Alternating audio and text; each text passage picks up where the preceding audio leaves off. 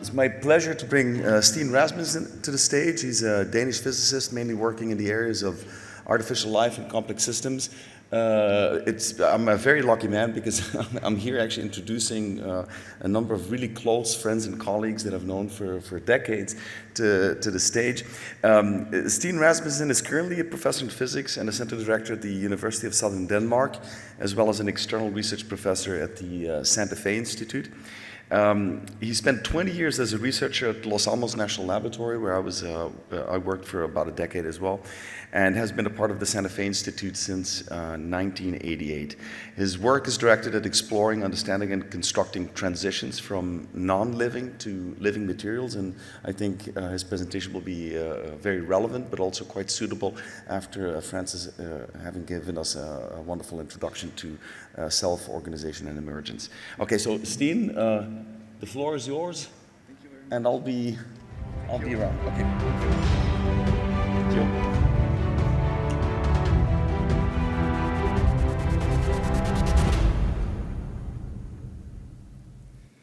Yeah, thank you. So I decided to not talk about the origins of life or the creative forces of nature, but talk about another thing that I'm really obsessed with, namely understanding what the heck we're doing as human beings here. So we've done a number of investigations in what humanity is doing, and in particular where we're heading. So I will very quickly go over 3 investigations of human wealth development over the last 800 years. And I think that now that Francis has given this wonderful description of self-organization and emergent behavior, I don't need to talk about it. I just want to mention that we find self-organizing phenomena all over the world. Here an example of, I think it's actually from Sahara, the desert. Here you have the dunes and you have the ripples on the sand. You have the really Barnard pattern that we talked about. Actually, this is made from an oil, and it's actually driven by forgot the name. Doesn't matter. The leopard spots are examples. And of course, our cities, our companies, they're also examples of such complex systems that are emerging out of self-organization. So my claim is that we can look at human wealth evolution as a stunning example of such a self-organizing process. And you cannot by looking at an individual human being observe what the wealth is of a country. You cannot do it by looking at the city or by the cars or by the farmers or whatever. You have to simply look at how all these things, they interact and what they do. And we cannot either observe, so we cannot observe this by looking at the individual parts. We have to look at the whole. Here we have sort of the data from some of the data points go back to about year 1000, but most of the analysis we'll make is running back about it's from the middle of the 12th century up till today, and you see different countries here. So we've made 3 different models. We've sort of looked at it in 3 different ways, and I cannot go through all the details here. I just want to say that the first model here is a model where we're trying to understand what this general dynamics is. What kind of dynamic can generate a pretty flat development and then a very rapid increase at the end. And note that the y-axis is actually it's a logarithmic scale. So here we assume that locally the growth is exponentially, but then we also assume that we over time, because we know that's historically correct, humans, they develop better and better ways to communicate and to collaborate. We know that this has happened over time. In the beginning, we were living in small, isolated clans, and then agriculture enables us to live many more people together, but still most people just lived in their little village or their town. But later on, with transportation, it became more and more possible to interact with more people, and we also got the printing press and so forth and so on. So if you assume that there is an increase in interactions, you actually get a differential equation that generates a singularity, and if you else look at the data, you get a singularity that is pretty close to where we are today. A singularity means that we should have infinite wealth in a finite time. Looks pretty good if we got infinitely wealthy. Of course, this means that something isn't right, because nothing goes to infinity in our world. I mean, the only process I know as a physicist is that if you look at a nuclear detonation, you have the neutron flux acting in the same way, and well, I don't know. It's kind of a weird analogy. But here we have investigated each of these countries. We have looked at the general trend. And some of them, the model works very well. In particular for England, it doesn't work quite as well for France and for Sweden. But on the other hand, it's a very simple model. And if you look at the fluctuations, once you look at the trend and then see how does the situation look around the trend. We can see on the slope we have here that we have that the economy actually works as a low-pass filter, so all the energy is in the slow movement. It's not in the small, fast movements. There's apparently some very long movements. We then thought about this for a while, and then we said, well, maybe we should assume that the development, we can think about them as successive periods with exponential growth, where the exponential growth is changing a little bit over time. So we did the same analysis where we did that. We then you can see here on the right-hand side, that there is an average. It's sort of all over the place, but there is an average, and it's close to about a human lifetime. And this is actually true. If we look at this one here, we can see that the trend line also indicate about 60, 70, 80 years, something like that. So that's if we do this other model where we assume that there is a succession. So that works. It actually works pretty well in terms of describing what's going on. So if you compare here, we've then looked. If you look at the left-hand side, we have the data together with these sections of exponential growth.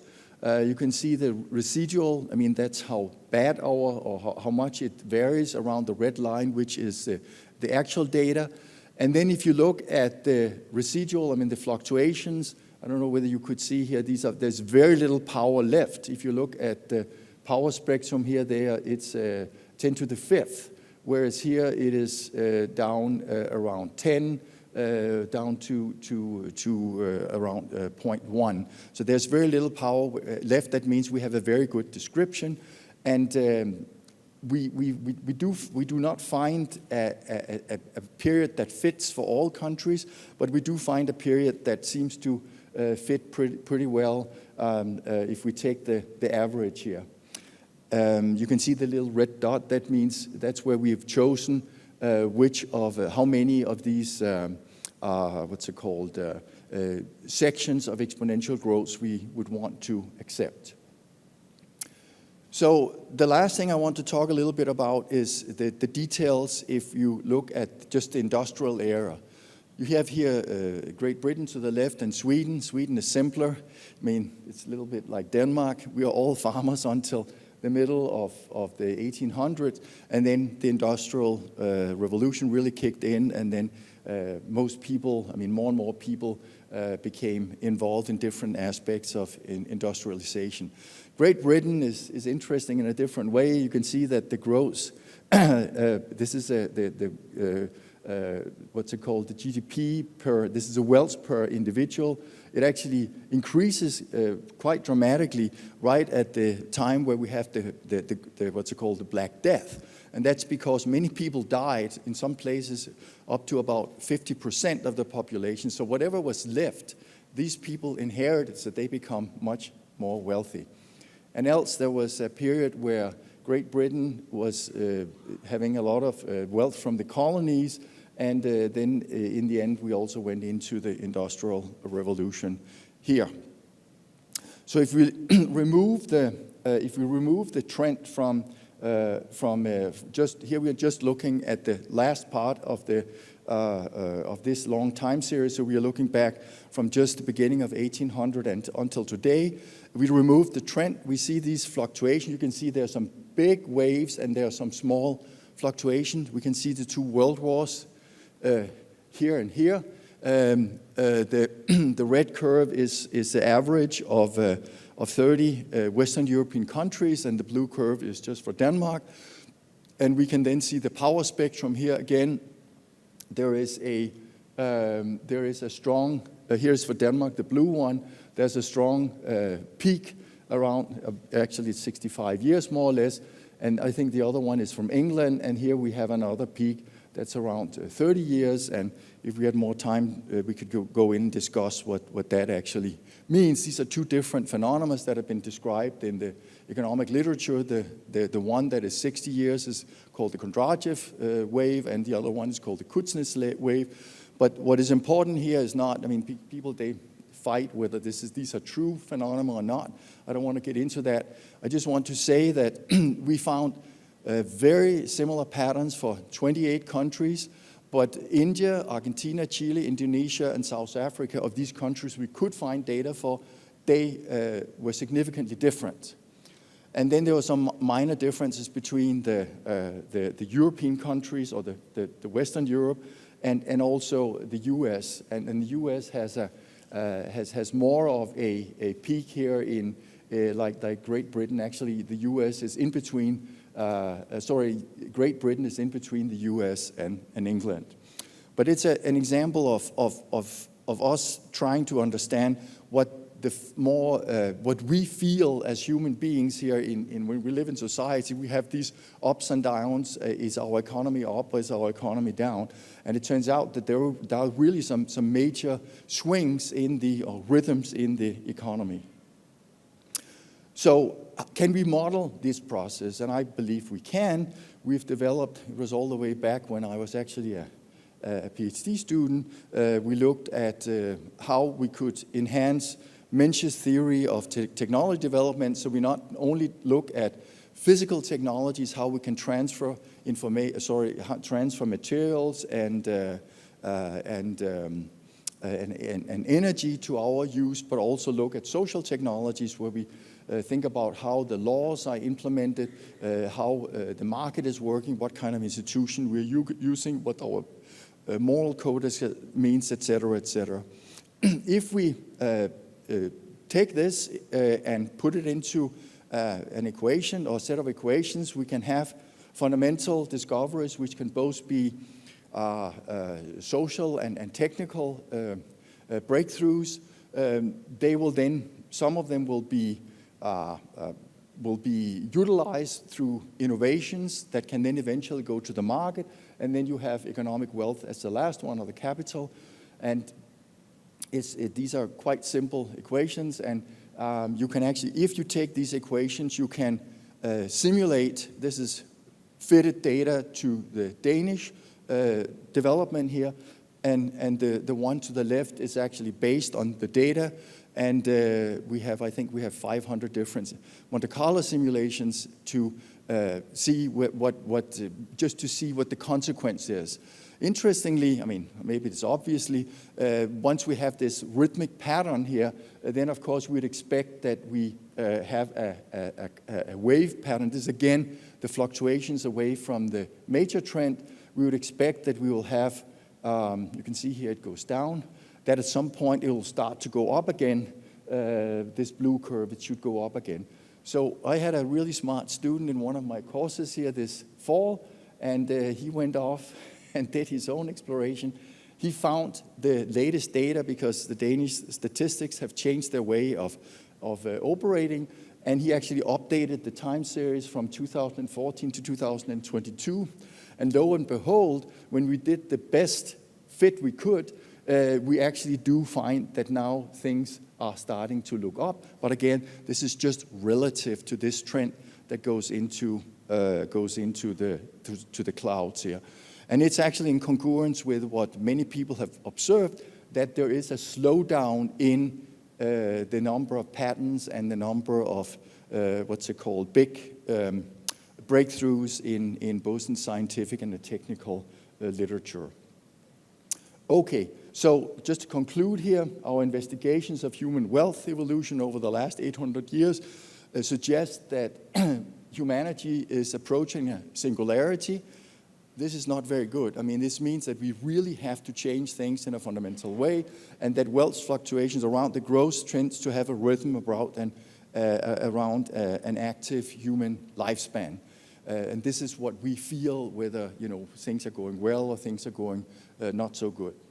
And just to have something to think about here, I mean, some people think that this is just the fourth, industrial revolution. I think this is BS. It's not the fourth industrial revolution we are seeing. We are seeing something much more dramatic and something that is more akin to the transition we had from hunter-gatherers to an agricultural society, or the transition from the agricultural society into the industrial society. So all of us, in particular the young people here, have to change our ways in a dramatic way to be able to survive. Thank you very much.